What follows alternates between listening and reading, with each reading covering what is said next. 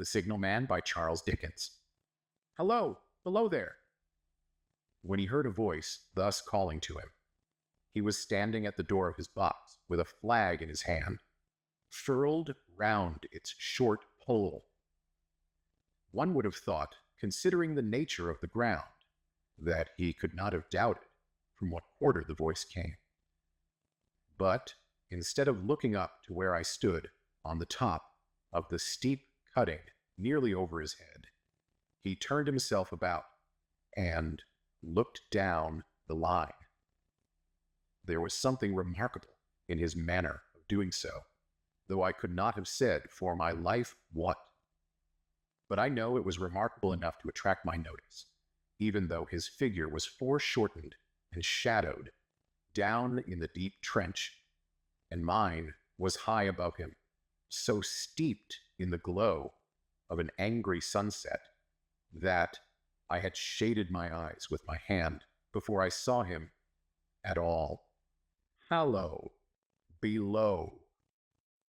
From looking down the line, he turned himself about again, and raising his eyes, saw my figure high above him. "Is there any path by which I can come down and speak to you?" He looked up at me without replying, and I looked down at him without pressing him too soon, with a repetition of my idle question. Just then there came a vague vibration in the earth and air, quickly changing into a violent pulsation and an oncoming rush that caused me to start back, as though it had force to draw me down.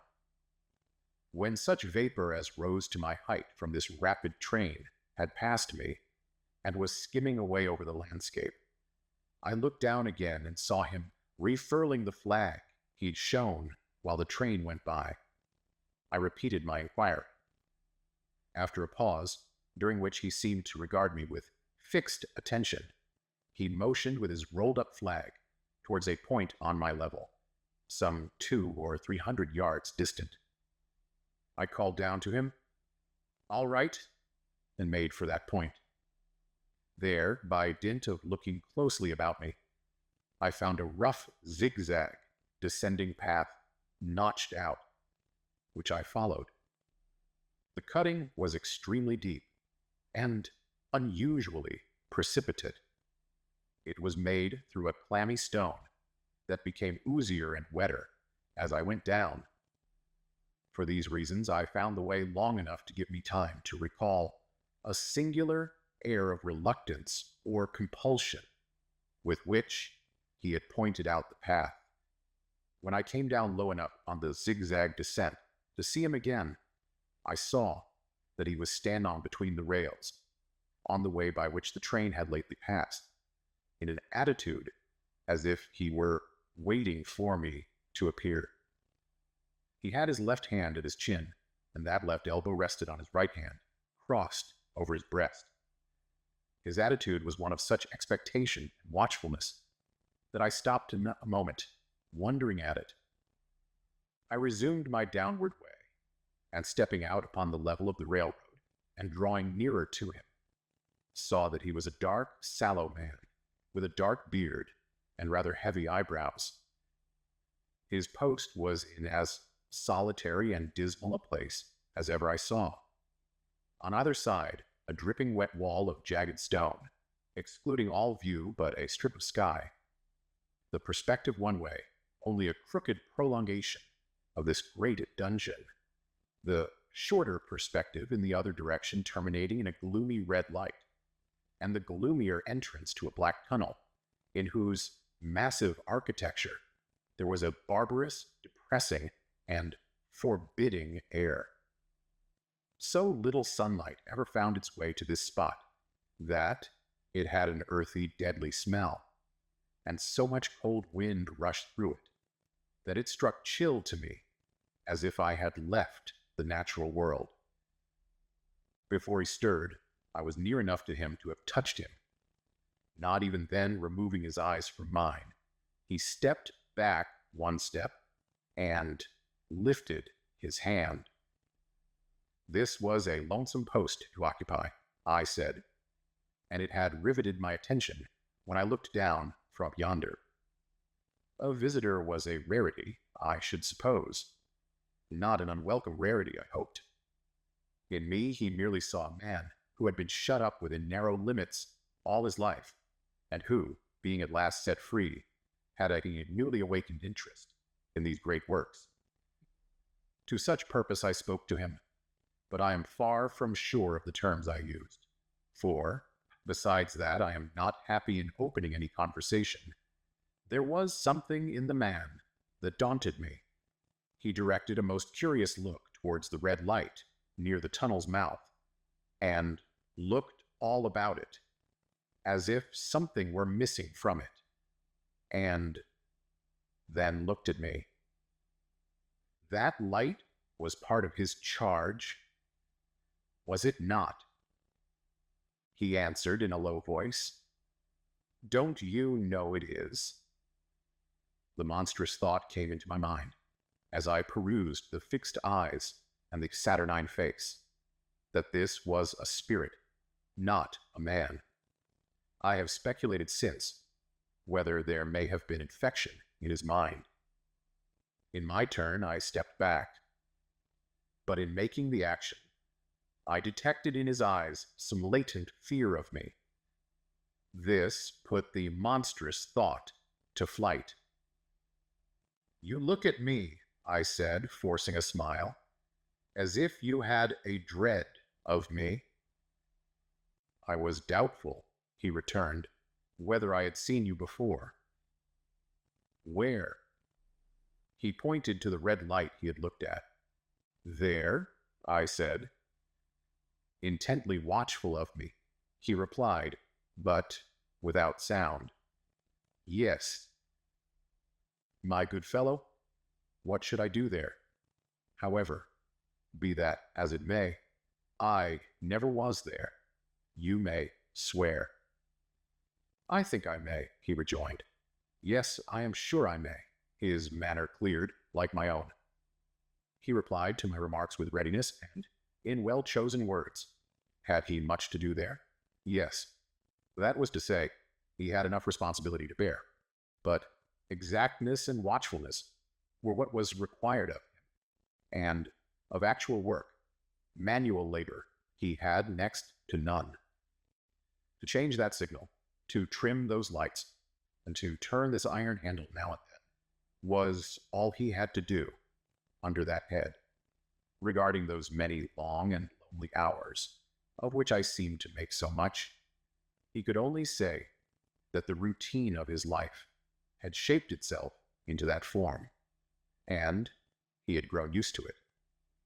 He had taught himself a language down here, if only to know it by sight, and to have formed his own crude ideas of its pronunciation could be called learning it. He had also worked at fractions and decimals, and tried a little algebra. But he was, and had been as a boy, a poor hand at figures. Was it necessary for him when on duty always to remain in that channel of damp air? And could he never rise into the sunshine from between those high stone walls? Why, that depended upon times and circumstances. Under some conditions, there would be less upon the line than under others, and the same held good as to certain hours of the day and night. In bright weather, he did choose occasions for getting a little above these lower shadows, but being at all times liable to be called by his electric bell, and at such times listening for it with redoubled anxiety, the relief was less than I would suppose. He took me into his box, where there was a fire, a desk for an official book in which he had to make certain entries, a telegraphic instrument with its dial, face, and needles, and the little bell of which he'd spoken, on my trusting that he would excuse the remark that he had been well educated, and, I hoped I might say without offense, perhaps educated above that station. He observed that instances of slight incongruity in such wise would rarely be found wanting among large bodies of men. That he had heard it was so, in workhouses, in the police force, even in that last desperate resource, the army, and that he knew it was so, more or less, in any great railway staff. He had been, when young, if I could believe it, sitting in that hut, he scarcely could, a student of natural philosophy, and had attended lectures. But he had run wild, misused his opportunities, gone down, and never risen again. He had no complaint to offer about that. He had made his bed, and he lay upon it. It was far too late to make another. All that I have here condensed, he said in a quiet manner, with his grave, dark regards divided between me and the fire. He threw in the word "Hurrah."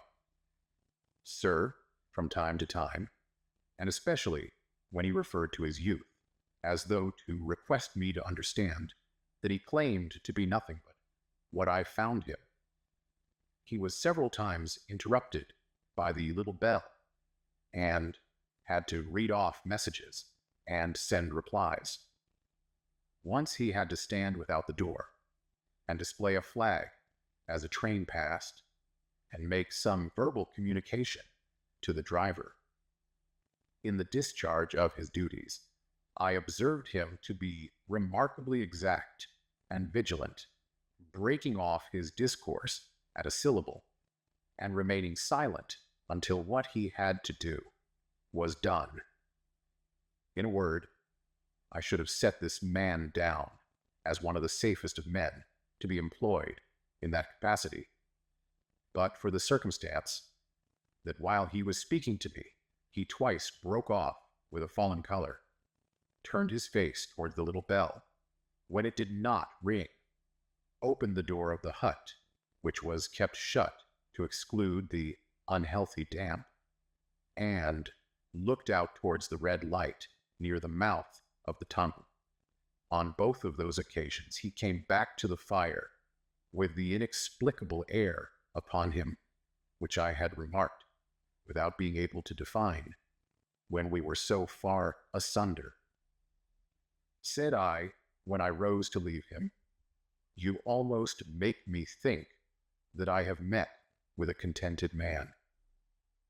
I am afraid I must acknowledge that I said it to lead him on. "I believe I used to be so," he rejoined, in the low voice in which he had first spoken. "But I am troubled, sir. I am troubled." He would have recalled the words if he could. He had said them, however, and I took them up quickly. "With what?" "What is your trouble?" "It is very difficult to impart, sir. It is very, very difficult to speak of. If ever you make me another visit, I will try to tell you. But I expressly intend to make you another visit. Say, when shall it be?" "I go off early in the morning, and I shall be on again at 10 tomorrow night, sir." "I will come at 11. He thanked me and went out at the door with me. "I'll show my white light, sir," he said in his peculiar low voice, "till you have found the way up. When you have found it, don't call out. And when you're at the top, don't call out." His manner seemed to make the place strike colder to me, but I said no more than, "Very well. And when you come down tomorrow night, don't call out. Let me ask you a parting question. What made you cry, 'Hallo, below there, tonight?'" "Heaven knows," said I. "I cried something to that effect." "Not to that effect, sir. Those were the very words. I know them well." "Admit those were the very words. I said them, no doubt, because I saw you below." "For no other reason." "What other reason could I possibly have?"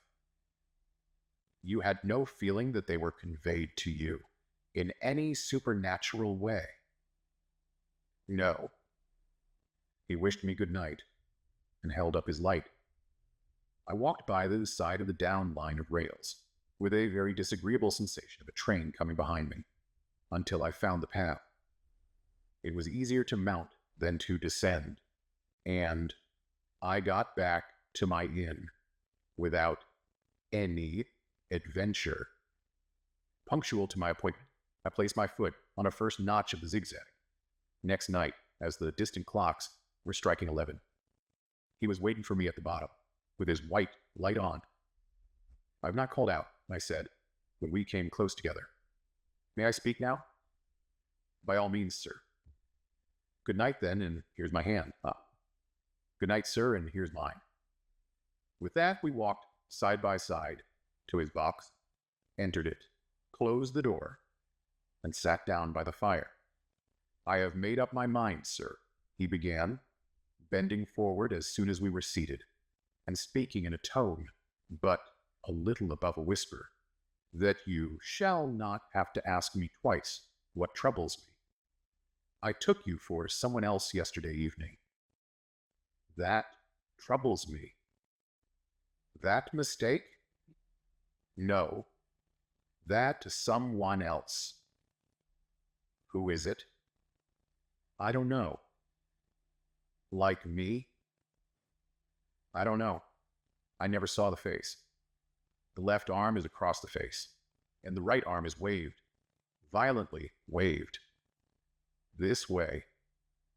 I followed his action with my eyes, and it was the action of an arm gesticulating with the utmost passion and vehemence. "For God's sake, clear the way." "One moonlight night," said the man, "I was sitting here when I heard a voice cry, 'Hello, below there.' I started up, looked from that door, and saw this someone else standing by the red light near the tunnel, waving, as I just now showed you. The voice seemed hoarse with shouting, and it cried, 'Look out! Look out!' And then again, 'Hello, below there! Look out!' I caught up my lamp, turned it on red, and ran towards the figure, calling, 'What's wrong? What has happened? Where?' It stood just outside the blackness of the tunnel. I advanced so close upon it that I wondered at its keeping the sleeve across its eyes. I ran right up at it, and had my hand stretched out to pull the sleeve away when it was gone. 'Into the tunnel?' said I. No, I ran on into the tunnel 500 yards. I stopped and held my lamp above my head, and saw the figures of the measured distance, and saw the wet stains stealing down the walls and trickling through the arch. I ran out again faster than I had run in, for I had a mortal abhorrence of the place upon me, and I looked all round the red light with my own red light, and I went up the iron ladder to the gallery atop of it, and I came down again and ran back here. I telegraphed both ways. 'An alarm has been given. Is anything wrong?' The answer came back both ways. 'All well.' Resisting the slow touch of a frozen finger tracing out my spine, I showed him how that this figure must be a deception of his sense of sight, and how that figures originating in disease of the delicate nerves that minister to the functions of the eye were known to have often troubled patients, some of whom had become conscious of the nature of their affliction, and had even proved it by experiments upon themselves. 'As to an imaginary cry,' said I, 'do but listen for a moment to the wind in this unnatural valley, while we speak so low, and to the wild harp it makes of the telegraph wires.' 'That was all very well,' he returned, after we'd sat listening for a while, 'and he ought to know something of the wind and the wires. He who so often passed long winter nights there, alone and watching.' But he would beg to remark that he had not finished. I asked his pardon, and he slowly added these words, touching my arm. 'Within 6 hours after the appearance, The memorable accident on this line happened, and within 10 hours, the dead and wounded were brought along through the tunnel over the spot where the figure had stood. A disagreeable shudder crept over me, but I did my best against it. It was not to be denied, I rejoined, that this was a remarkable coincidence, calculated deeply to impress his mind.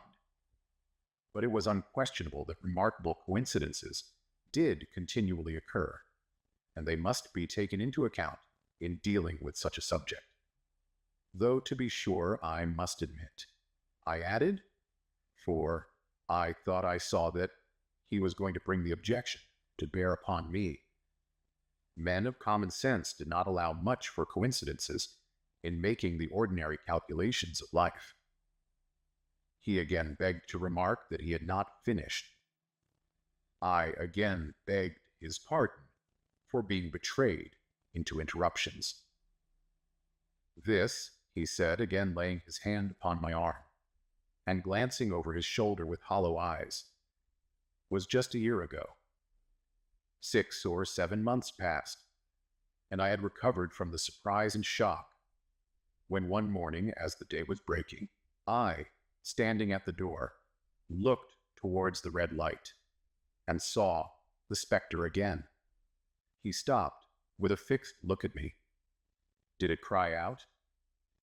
No, it was silent. Did it wave its arm? No. It leaned against the shaft of the light, with both hands before the face, like this. Once more I followed his action with my eyes. It was an action of mourning.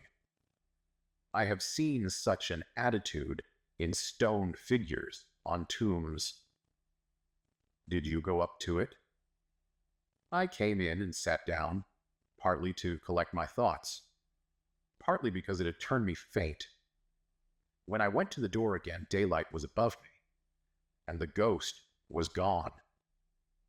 But nothing followed. Nothing came of this.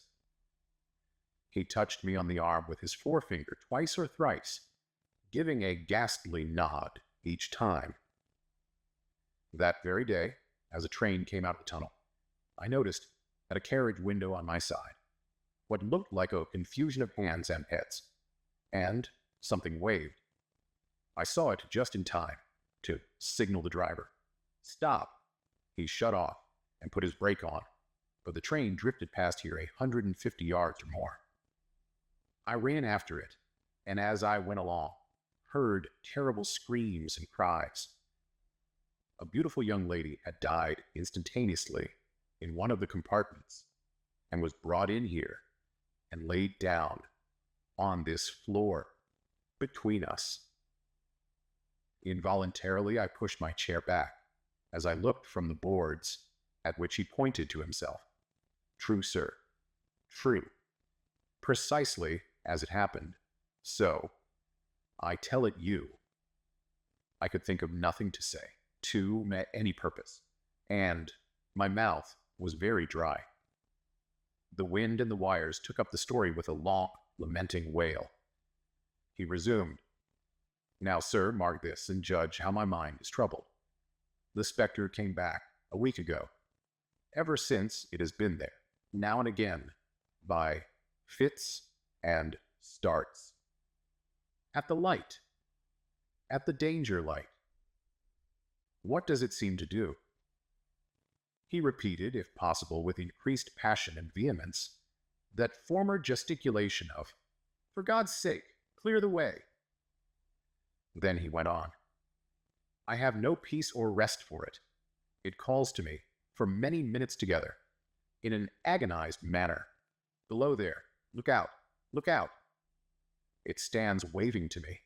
It rings my little bell. I caught at that. Did it ring your bell yesterday evening when I was here, and you went to the door? Twice. Why, see, said I, how your imagination misleads you. My eyes were on the bell, and my ears were open to the bell, and, if I am a living man, it did not ring at those times. No, nor at any other time. except when it was rung in the natural course of physical things by the station communicating with you. He shook his head. I have never made a mistake as to that yet, sir. I have never confused the specter's ring with the man's. The ghost's ring is a strange vibration in the bell, that it derives from nothing else, and I have not asserted that the bell stirs to the eye. I don't wonder that you failed to hear it, but I heard it. And did the specter seem to be there when you looked out? It was there, both times. He repeated firmly, both times. Will you come to the door with me and look for it now? He bit his under lip as though he were somewhat unwilling, but arose. I opened the door and stood on the step, while he stood in the doorway. There was the danger light. There was the dismal mouth of the tunnel. There were the high, wet stone walls of the cutting. There were the stars above them. Do you see it? I asked him, taking particular note of his face. His eyes were prominent and strained, but not very much more so, perhaps, than my own had been when I had directed them earnestly towards the same spot. No, he answered. It is not there. Agreed, said I. We went in again, shut the door, and resumed our seats. I was thinking how best to improve this advantage, if it might be called one, when he took up the conversation in such a matter-of-course way. So, assuming that there could be no serious question of fact between us, that I felt myself placed in the weakest of positions. By this time you will fully understand, sir, he said, that what troubles me so dreadfully is the question, what does the specter mean? I was not sure, I told him, that I did fully understand. What is its warning against? He said, ruminating with his eyes on the fire, and only by times turning them on me. What is the danger? Where is the danger? There is danger overhanging somewhere on the line. Some dreadful calamity will happen. It is not to be doubted, this third time after what has gone before, but surely this is a cruel haunting of me. What can I do? He pulled out his handkerchief and wiped the drops from his heated forehead. If I telegraph danger on either side of me, or on both, I can give no reason for it, he went on, wiping the palms of his hands. I should get into trouble and do no good. They would think I was mad. This is the way it would work. Message. Danger. Take care. Answer.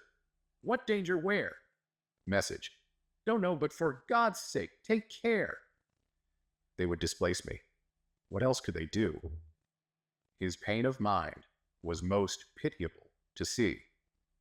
It was the mental torture of a conscientious man, oppressed beyond endurance by an unintelligible responsibility involving life. When it first stood under the danger light, he went on, putting his dark hair back from his head and drawing his hands outward across his temples in an extremity of feverish distress. Why not tell me where that accident was to happen? If it must happen, why not tell me how it could be averted? If it could have been averted, when on its second coming it hid its face, why not tell me instead, she is going to die, let them keep her at home? If it came on those two occasions, only to show me that its warnings were true, and so to prepare me for the third, why not warn me plainly now? And I, Lord help me, a mere poor signalman on this solitary station, why not go to somebody with credit to be believed and power to act? When I saw him in this state, I saw that for the poor man's sake, as well as for the public safety, what I had to do for the time was to compose his mind. Therefore, setting aside all question of reality or unreality between us, I represented to him that whoever thoroughly discharged his duty must do well, and that at least it was his comfort that he understood his duty, though he did not understand these confounding appearances. In this effort, I succeeded far better than in the attempt to reason him out of his conviction. He became calm on the occupations incidental to his post, as the night advanced, began to make larger demands on his attention, and I left him at 2 in the morning. I'd offered to stay through the night, but he would not hear of it. That I more than once looked back at the red light as I ascended the pathway, that I did not like the red light, and that I should have slept but poorly if my bed had been under it, I saw no reason to conceal. Nor did I like the 2 sequences of the accident and the dead girl. I see no reason to conceal that either. But what ran most in my thoughts was the consideration, how ought I to act, having become the recipient of this disclosure? I had proved the man to be intelligent, vigilant, painstaking, and exact. But how long might he remain so, in his state of mind? Though in a subordinate position, still he held a most important trust. And would I, for instance, like to stake my own life on the chances of his continuing to execute it with precision, unable to overcome a feeling that there would be something treacherous in my communicating what he had told me to his superiors in the company, without first being plain with himself and proposing a middle course to him? I ultimately resolved to offer to accompany him, otherwise keeping his secret for the present, to the wisest medical practitioner we could hear of in those parts, and to take his opinion. A change in his time of duty would come round. Next night, he had apprised me, and he would be off an hour or 2 after sunrise, and on again soon after sunset. I had appointed to return accordingly. Next evening was a lovely evening, and I walked out early to enjoy it. The sun was not yet quite down when I traversed the field path near the top of the deep cutting. I would extend my walk for an hour, I said to myself, half an hour on and half an hour back, and it would then be time to go to my signal man's box. Before pursuing my stroll, I stepped to the brink and mechanically looked down from the point from which I had first seen him.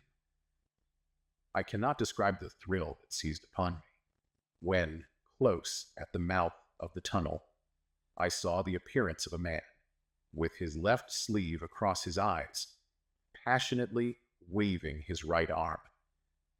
The nameless horror that oppressed me passed in a moment, for in a moment I saw that this appearance of a man was a man indeed, and that there was a little group of other men standing at a short distance, to whom he seemed to be rehearsing the gesture he made. The danger light was not yet lighted. Against its shaft, a little low hut, entirely new to me, had been made of some wooden supports and tarpaulin.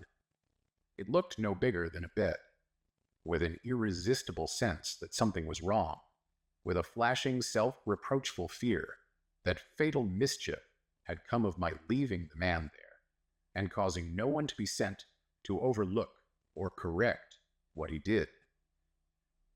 Eternamente, I descended the notched path with all the speed I could make. "What is the matter?" I asked the men. "Signal man killed this morning, sir." "Not the man belonging to that box?" "Yes, sir." "Not the man I know."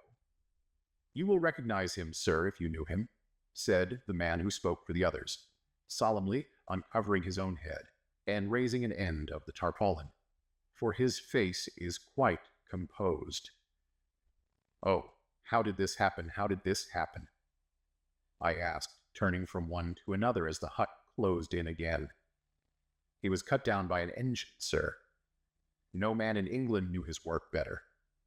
But somehow, he was not clear of the outer rail. It was just at broad day.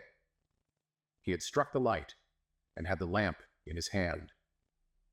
As the engine came out of the tunnel, his back was towards her, and she cut him down. That man drove her, and was showing how it happened. Show the gentleman, Tom. The man, who wore a rough, dark dress, stepped back to his former place at the mouth of the tunnel. Coming round the curve in the tunnel, sir, he said. I saw him at the end, like as if I saw him down a perspective glass. There was no time to check speed, and I knew him to be very careful. As he didn't seem to take heed of the whistle, I shut it off when we were running down upon him, and called to him as loud as I could call. What did you say? I said, below there, look out, look out. For God's sake, clear the way. I started. It was a dreadful time, sir. I never left off calling to him. I put this arm before my eyes not to see, and I waved this arm to the last. But it was no use. Without prolonging the narrative to dwell on any one of its curious circumstances more than on any other, I may, in closing it, point out the coincidence that the warning of the engine driver included not only the words which the unfortunate signal man had repeated to me as haunting him, but also the words which I myself, not he, had attached, and that only in my own mind, to the gesticulation he'd imitated.